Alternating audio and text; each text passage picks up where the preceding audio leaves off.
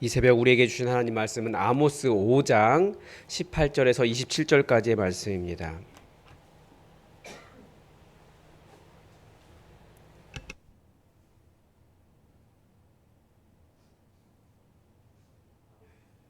아모스 5장 18절에서 27절까지 우리 하나님의 말씀을 다 함께 받들어 읽겠습니다. 화 있을진저 여호와의 날을 사모하는 자여, 너희가 어찌하여 여호와의 날을 사모하느냐? 그날은 어둠이요 빛이 아니라 마치 사람이 사자를 피하다가 곰을 만나거나 혹은 집에 들어가서 손을 벽에 대었다가 뱀에게 물림 같도다. 여호와의 날은 빛 없는 어둠이 아니며 빛남 없는 캄캄함이 아니냐. 내가 너희 절기들을 미워하여 멸시하며 너희 성회들을 기뻐하지 아니하나니 너희가 내게 번제나 소제를 드릴지라도 내가 받지 아니할 것이요 너희의 살찐 희생의 화목제도 내가 돌아보지 아니하리라. 내 노랫소리를 내 앞에서 그칠지어다. 내 비파 소리도 내가 듣지 아니하리라. 오직 정의를 물같이 공의를 마르지 않는 강같이 흐르게 할지어다. 이스라엘 족속아, 너희가 40년 동안 광야에서 희생과 소제물을 내게 드렸느냐? 너희가 너희 왕 식굿과 기운과 너희 우상들과 너희가 너희를 위하여 만든 신들의 별 형상을 지고 가리라. 내가 너희를 다메섹 밖으로 사로잡혀 가게 하리라. 그의 이름이 만군의 하나님이라 불리우는 여호와께서 말씀하셨느니라. 아멘. 오늘 새벽 설교의 제목은 설교 제목을 잘 이야기하지 않는데 항상 설교의 제목이 있기는 합니다. 하나님을 기다림이 화가 되리라입니다. 아마 많은 분들에게 이 설교의 제목이 모순처럼 느껴질 것이라고 생각이 됩니다. 우리는 하나님의 임재를 기다리고 하나님께서 내 삶에 오시기를, 하나님께서 오셔서 나를 도와주시기를 항상 기다리는데 하나님께서 오시는 것이 오히려 화가 될 것이다 라는 말씀은 굉장히 당황스러운 말씀입니다. 근데 이스라엘이 전통적으로 하나님의 날에 대한 이야기가 많이 있습니다. 여호와의 날. 그래서 성경에서 여호와의 날이 제가 정확히 세보진 않았지만 많은 경우에 오히려 여호와께서 임하시면 너희가 벌을 받게 될 것이다 라고 말하는 오히려 멸망의 날, 심판의 날인 경우가 더 많이 있습니다. 이스라엘이 다양한 신을 섬기다. 어떤 경우냐면 이스라엘이 다양한 신을 섬깁니다. 왜 다양한 신을 섬기냐면 그들이 살아가던 세상이 그래요. 모든 것을 신화로 해석했기 때문에 우리도 마찬가지잖아요. 농사를 지을 때는 농사에 필요한 어떤 그 지식이 필요하고 또 그 뭐 주식을 한다. 그러면 주식에 대한 지식이 필요하고 마치 이런 것처럼 농사를 지으려면 농경의 신이 필요하고 뭐 결혼을 할 때는 뭐 아이를 낳을 때는 또 아이를 낳는 신이 필요하고 뭐 이런 의미입니다. 이스라엘이 생각하는 여호와라고 하는 신은 그 아모스서에서 여호와라는 이름이 항상이 아니고 여러 번 만군의 여호와, 만군의 하나님 여호와와 같이 나옵니다. 야훼 ጼ바옷이라고 하는데 그 말이 전쟁의 신이라는 뜻이거든요. 만군이니까 군사의 하나님. 그래서 사람들은 여호와라고 생각하면 이분은 전쟁할 때 필요한 신이다라고 생각한 거예요. 그래서 만약에 외부에서 전쟁 나팔이 들리면 그때서 여호와 찾는 거예요. 이제는 여호와라는 신은 그들에게 그런 의미였어요. 그런데 어제 말씀을 통해서 우리가 보았듯이 여호와 하나님은 전쟁의 신이 아니라 모든 것에 유일하신 하나님이에요. 창조자이시고 역사를 주관하시는 유일하신 하나님이십니다. 근데 고대 세계에 항상 전쟁이 있었습니다. 왜냐하면 아수르 같은 나라는 무슨 수많은 깡패들처럼 추수철만 되면 주변 세계에 원정을 나갔습니다. 그래서 왕들마다 원정 기록이 있어요. 가서 얼마를 걷어오고 뭘 빼앗아 오고 사람 몇 명을 포로로 잡아왔는가, 노예를 만들었는가. 실제 기록이 있거든요. 해마다 나갔어요. 거의 해마다. 자기들이 어려운 보릿고개 시기에 나가기도 하고 아니면 다른 나라가 풍성하게 추수할 때 나가기도 하고 제가 볼 때 거의 깡패예요. 그래서 전쟁 나팔 소리가 들리면 이스라엘은 우리 만군의 하나님 여호와를 불러 여호와께 나가야 된다. 그래서 여호와여 우리를 구원하소서, 이 전쟁에서 우리를 보호하소서, 우리 조상들을 애굽에서 인도하시고 광야에서 인도하시고 이 땅을 우리에게 주셨더니 승리하게 하소서라고 노래하고 찬양하고 그 출애굽에 있었던 놀라운 10가지 기적과 애굽을 행하던 만나를 내려주시던 그런 일들을 노래하기 시작했다라는 것입니다. 그런데 오늘 본문의 선지자의 예언은 그런 그들의 믿음을 정면으로 들이받고 있는 거예요. 너희가 간절히 사모하는 여호와의 날, 그 날은 빛이 아니고 어둠이 될 것이며 사자를 피하기를 기대했지만 오히려 곰을 만나거나 안전하다고 생각하며 이렇게 막 도망와가지고 집에 이렇게 딱 기대고 벽에 손 기대고 하고 있는데 벽에 있었던 뱀이 손을 물어버리는 거예요. 예상하지 못했거나 기대한 것보다 훨씬 더 심한 상황에 비유하고 있습니다. 이런 일을 당하면 우리는 보통 재수 없었다 뭐 이런 식으로 말하고 말 것 같은데, 그러나 예언자는 여호와 하나님께서 임하시면 너희들이 기대했던 구원, 즉 전쟁에서 승리하거나 국가적 재난보다 훨씬 더 두려운 일이 될 것이다 라고 말하고 있습니다. 그래서 20절에서 여호와의 날은 빛 없는 어둠이 아니며 밤낮 없는 빛남 없는 캄캄함이 아니냐는 수사적 질문으로 여호와께서 임하시는 날이 정말 더 절망스럽고 인생이 더 어두운 날이 될 것이다 라고 말씀하십니다. 왜 그렇습니까? 왜 사랑의 하나님, 이스라엘을 세우신 하나님, 항상 그들을 지키신 변함없는 헤세드의 하나님 여호와께서 당신의 백성에게 임하시는 날이 왜 그렇게 그들에게 어둠이 되겠습니까? 바로 여호와 하나님의 특징, 그분의 정의로우심과 공의 때문이라는 거예요. 정의가 없고 공의가 없는 세상에 정의와 공의의 하나님이 임하시면 어떻게 하시겠습니까? 예를 들면 굉장히 깨끗한 사람이 있어요. 그런 사람이 지저분한 집에 들어가면 무엇을 하겠습니까? 그 지저분함을 견딜 수 없어서 청소를 하겠죠. 정의가 없는 세상, 공의가 없는 세상, 그 세상에 정의의 하나님, 공의의 하나님이 가시면 견딜 수 없으신 거예요. 하나님은 단순히 전쟁의 신이 아니시기 때문에 그렇습니다.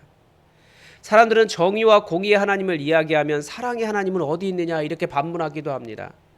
그런데 이 질문은 하나님의 공의와 정의는 하나님의 사랑에서 나온다라는 것을 잘 이해하지 못하는 거예요. 왜냐하면 공의와 정의가 세워지지 않는 세상 안에는 정말 가난하고 연약하고 불쌍하고 하나님께서 마음을 두고 있는 사람들이 크게 고통을 당하고 있기 때문에 그렇습니다. 하나님이 그 마음 때문에 견딜 수 없는 거예요. 그래서 하나님께서 임하시는 것이 악한 자들에게는, 공의와 정의가 없는 자들에게는 어두움이 되고 재앙의 날이 되겠지만, 그 날에 하나님의 공의와 정의가 세워질 때 억울하고 눈물 흘리던 사람에게는 하나님의 정의가 세워지는, 하나님의 사랑을 맛보는 날이 되는 거죠. 하나님의 정의와 공의에는 양면이 있는 거예요. 정직한 사람이 정직한 증언을 하고 증언을 하고 공익 제보자가 정직한 말을 하는데 해를 당해요. 어제도 기사에 보니까 공익제보자 보호에 대한 이야기가 나오더라고요. 누가 공익제보를 했는데 그 사람이 지금 계속 협박을 당하고 있다, 살해 위협을 당하고 있다, 그런 이야기가 있더라고요. 하나님은 그런 정직한 자들을 사랑하시기 때문에 정의와 공의를 행하시는 분입니다. 이런 하나님의 뜻은 이어지는 21절에서 25절에서 보면 볼 수 있습니다. 사람들은 여호와 하나님을 기대하며 하나님의 긍휼을 기대하며 하는 일이 있습니다. 21절에 보면 그들이 절기를 지키고 성회로 모였다라는 것을 알 수 있습니다. 여러 가지 절기가 있었겠죠. 유월절, 오순절, 초막절, 대속죄일 이런 절기들이 있었을 것입니다. 그런 절기가 되면 국가적으로 지킨 거예요. 이것 이외에도 성회들이 있었습니다. 우리로 말하면 부흥회 같은 것이 있었던 거예요. 집회가 있고. 아주 뜨겁고 은혜로운 집회를 했을 것입니다. 안식일이 되면 정성껏 번제와 소제를 드렸을 것입니다. 그러나 하나님은 그들의 절기를 미워하실 뿐 아니라 아주 멸시한다라고 하였습니다. 미워하는 수준 넘어서 아주 싫어하시는 거예요. 그들의 성회들도 기뻐하지 않으신다라고 하셨습니다. 그들이 드리는 제물도 돌아보지 않겠다고 하셨습니다.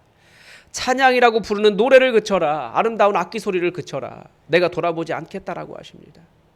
하나님이 얼마나 마음이 상하셨으면 찬양받기를 기뻐하신 하나님께서 그렇게까지 슬퍼하셨겠습니까? 이 왜 그랬는지 우리 8세기 예언자들 이사야, 예레미야, 에스겔, 어제 지난주에 저번에 보았던 호세아, 아모스 계속 그 이야기를 합니다. 사람들은 번제를 많이 지냈기 때문에 자기들이 거룩한 줄 알아요. 근데 하나님께서 원하신 건 그게 아니에요. 11조를 많이 드렸기 때문에 나는 하나님께 복받은 사람이라고 생각했습니다. 근데 하나님이 보시기에는 그 11조 드리려고 그 안식일을 잘 지키지만 나머지 6일에는 가서 사람 때리고 죽이고 피 흘리고 그렇게 해서 돈 벌어와서 하나님 복받았습니다라고 그렇게 드리는 제물 내가 기뻐하겠느냐. 예루살렘 성에 고기 타는 냄새가 안식일마다 가득하고 고기 타는 연기가 가득한데 내가 그 향기를 기뻐하겠느냐. 그건 짐승에 대한 학대라는 거예요. 그러면 대체 하나님께서 원하시는 것은 무엇입니까? 오직 정의를 물같이 공의를 강같이 흐르게 할지어다. 하나님께서 바라신 절기, 하나님께서 원하신 성회, 하나님께서 받기를 원하신 제물, 하나님께서 듣기를 원하신 노래, 하나님께 연주할 악기는 오직 정의와 공의였다라는 거죠. 이것은 지금도 마찬가지입니다. 어제도 잠깐 말씀드렸지만 저는 그 이야기가 계속 떠나지 않아요. 8,400만 원 횡령하고 걸려서 감옥에 앉아있는 사람이 그 안에서 하는 일이 성경 읽고 주여 주여 하고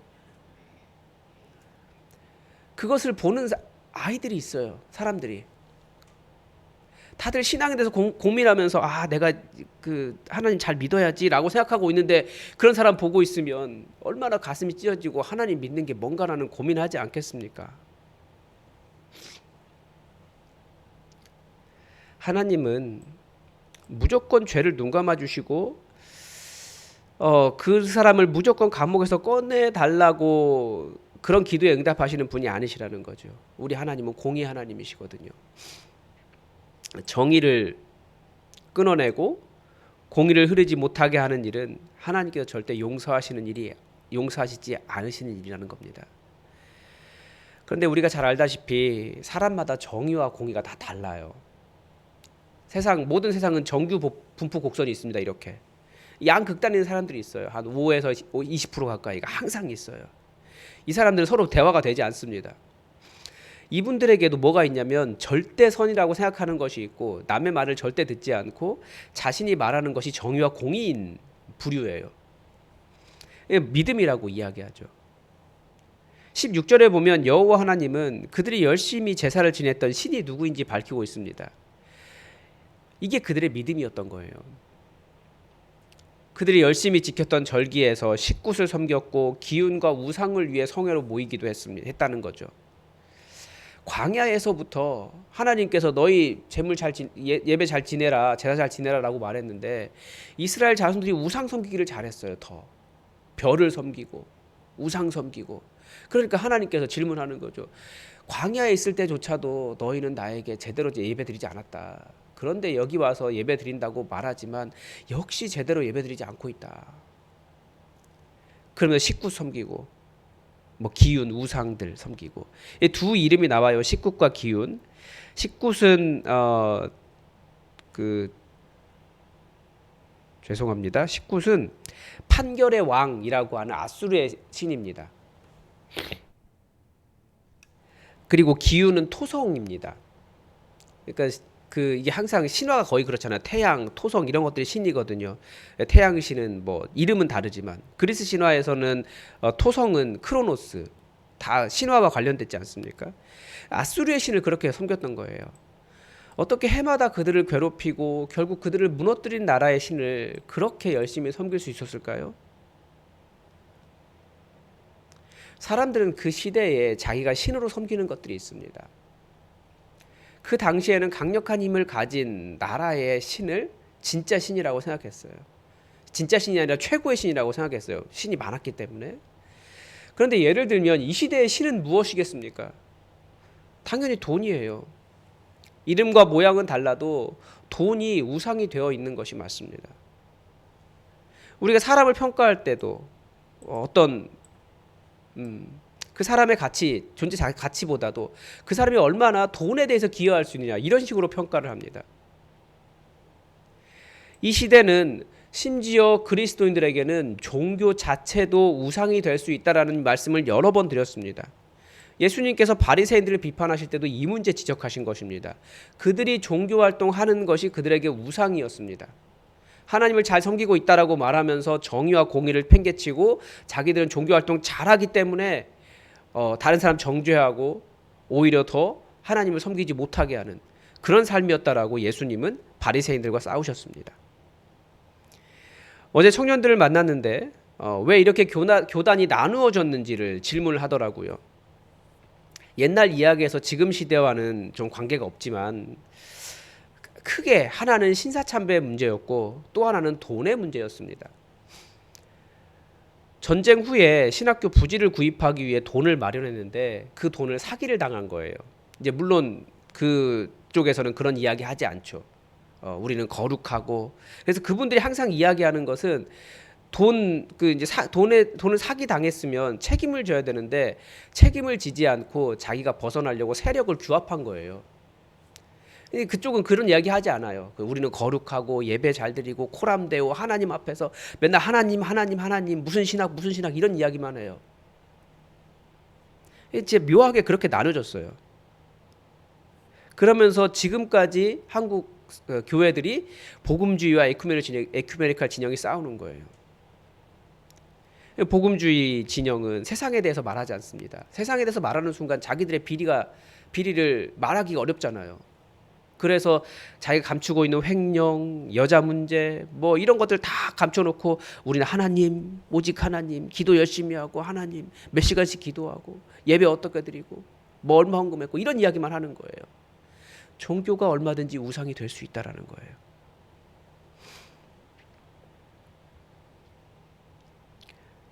자신의 부조리를 덮기 위해 오히려 신앙을 강조하는, 신앙을 이용하는, 그러면서 정의와 공의의 문제를 외면하고 있는 일이 많이 있습니다. 그런 사람들에게는 그들이 열심히 찾았던 하나님이 그 하나님께서 그들에게 임하시는 날은 오히려 그들에게 화가 될 것이다 라고 말씀하십니다.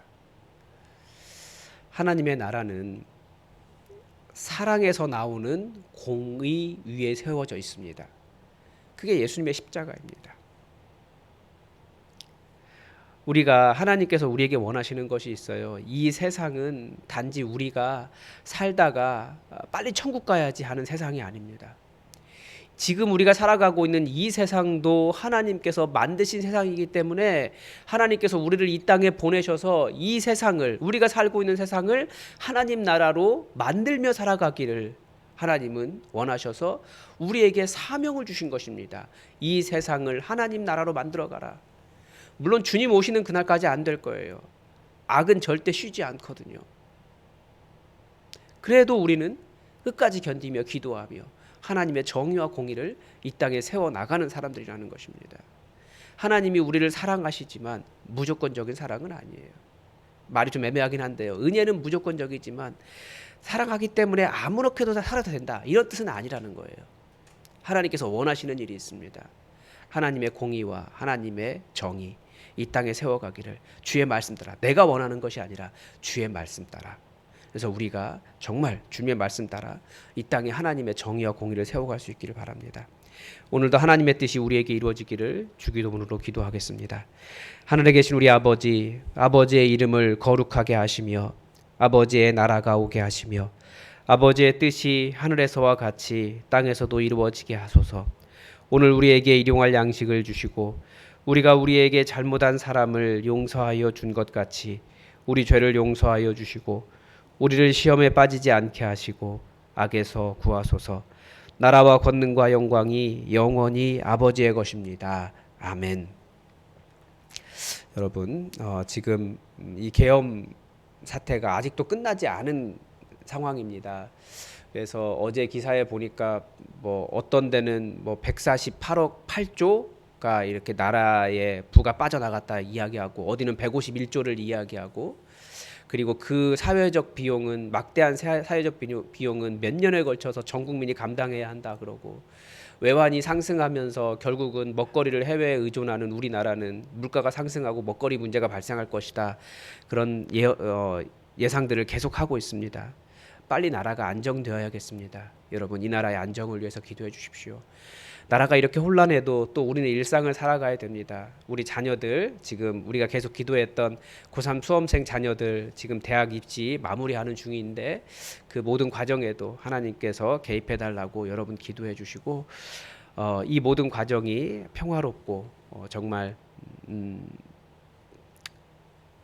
분열 없이 잘 진행될 수 있도록 여러분 이 나라를 위해서 기도를 부탁을 드립니다. 다 함께 기도하겠습니다.